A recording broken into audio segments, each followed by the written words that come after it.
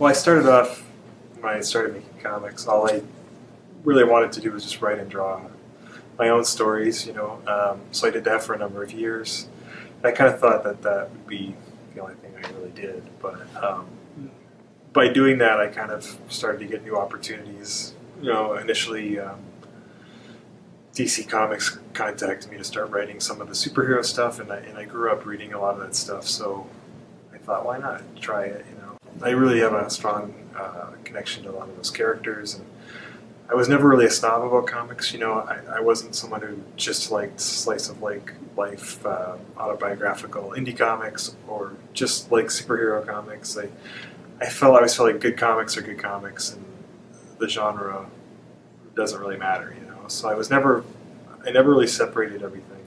So when I started to get opportunities to work in these different sort of directions, I just kind of embraced all of them. Each one allows me to kind of explore different kinds of stories, different parts of comics that I love, work with different artists and collaborate, whereas when I do my own thing, it's very solitary. So writing Descender or superhero stuff, it allows me to collaborate with friends and create something with someone else, which is nice. A nice balance, So I think it's all about balance. It's all about these different things that I love in comics, and I just like doing all of them and jumping between them and not having to just do one thing. If I had to just pick one thing, I would probably just write and draw my own stuff, but I'm glad that I don't have to make that choice.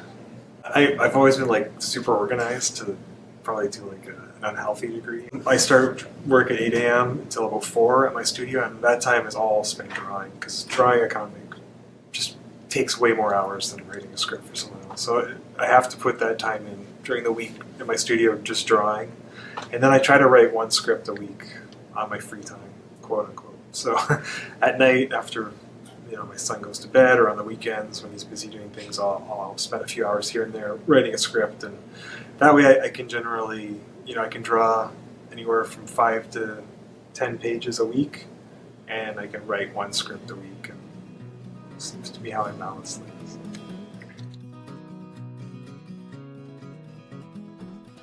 Especially Essex County, people presume that it's autobiographical, and a lot of it is, but it's very, very fictionalized too. I'd say it's 30% real, 70% fiction, but I just have a way of, my drawing style is so immediate that I think it connects to readers on an emotional level, and the way that I tell the stories, it makes it feel like everyone presumes they're autobiographical, even if they're not. It's just in the way that I do them. So, but there's more fiction involved than I think people think in that stuff. It's all about taking wherever you are whenever I did each of those books, wherever I was at in my life, and expressing things about what I was going through, but often using other characters or other things as metaphors for what I was going through.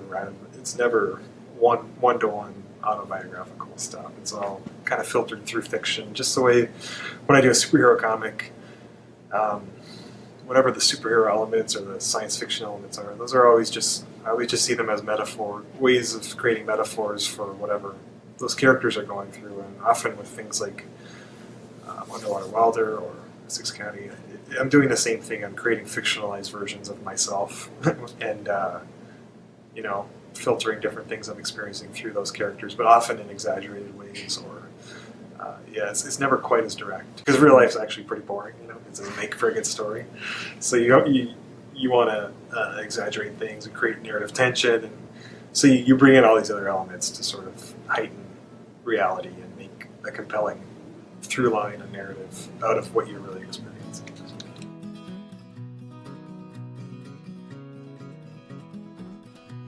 Yeah, it's interesting. I never grew up with a desire to tell Canadian stories per se. When I first started making comics in the late 90s, early 2000s, this would be stuff that was never published, stuff that I worked my kind of formative years of trying to figure out how to make comics and what kind of stories I wanted to tell. None of that stuff was particularly Canadian. It wasn't until I kind of went back to where I grew up and sort of told a story about the place I grew up in and some of the people I grew up with Essex County that I really found my voice as a storyteller. And that story in particular feels very Canadian because it's very specific to a Canadian place where I grew up. But again, it wasn't me sitting down and saying, I want to write something that reflects Canada perfectly. It was just me telling my own story, you know. I think telling Canadian stories was never really a priority, but it's just a part of who I am. And like with all what we said earlier, you put as much of yourself into the stories as you can.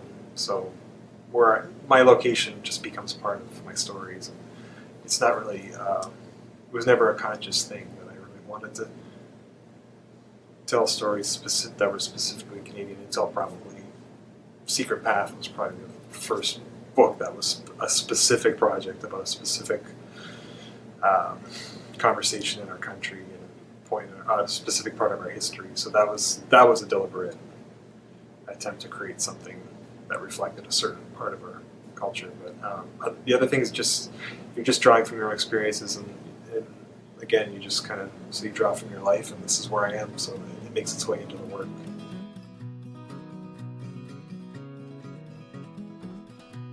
Now, it's very fulfilling because, I mean, when I started making comics, I always believed that the medium of comics was limitless.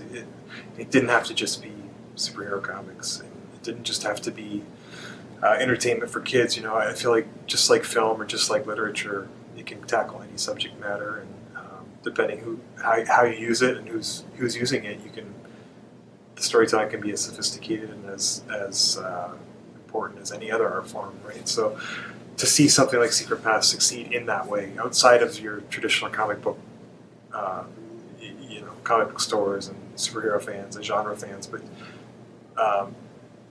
kind of having the impact it's had on mainstream culture here, it's just another way of, I feel vindicated in that this medium that we love so much really has this power to tell any kind of story. So that's really cool. And